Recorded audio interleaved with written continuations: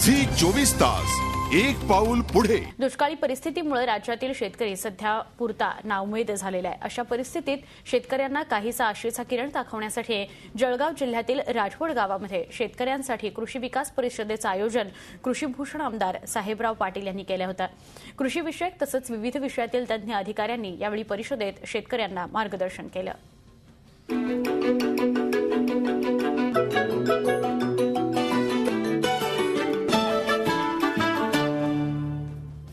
राज्यात 1972 पेक्षा तीव्र दुष्काळ यावर्षी पडलाय। विहिरी आटल्यात, तलाव कोरडे पडलेत, बोरवेलमधून थेंबही पाणी पडत नाही, गुरांना चारा पाणी नाही। त्यामुळे शेतकऱ्यांपुढे गंभीर प्रश्न उभा राहिलाय।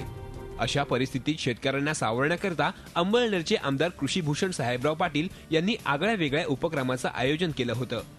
राजवड या आदर्श गावी कृषी विकास परिषदेचं आयोजन करून एकाच व्यासपीठावर कृषी, जल, रोजगार या खात्यांतील अधिकाऱ्यांचं मार्गदर्शन शेतकऱ्यांना उपलब्ध करून दिलं। कृषी राज्यमंत्री गुलाबराव देवकर यांच्या उपस्थितीत ही परिषद पार पडली। दुष्काळी परिस्थितीतून शेतकऱ्यांना सावरण्यासाठी गावागावात असा उपक्रम हाती घेण्याची गरज कृषी राज्यमंत्र्यांनी यावेळी व्यक्त केला। पाण्याच्यासाठी काय उपाययोजना केल्या पाहिजे, टंचाईवरती कशी मात केली पाहिजे, ही सर्व माहिती लोकांना जवळून मिळालेली आहे आणि त्यामुळे याचा उपयोग लोकांच्यासाठी फार चांगला होणार आहे आणि म्हणून अशाच पद्धतीच्या परिषदा या जिल्ह्यामध्ये अन्य तालुक्यांमध्ये सुद्धा आयोजित कराव्या लागतील। या कृषी विकास परिषदेचा लाभ पंचक्रोशीतील अनेक शेतकऱ्यांनी घेतला।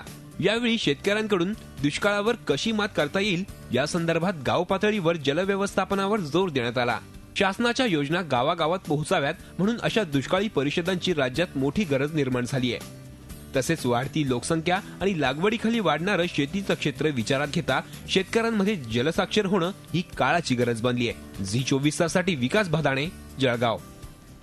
झी 24 तास एक पाऊल पुढे।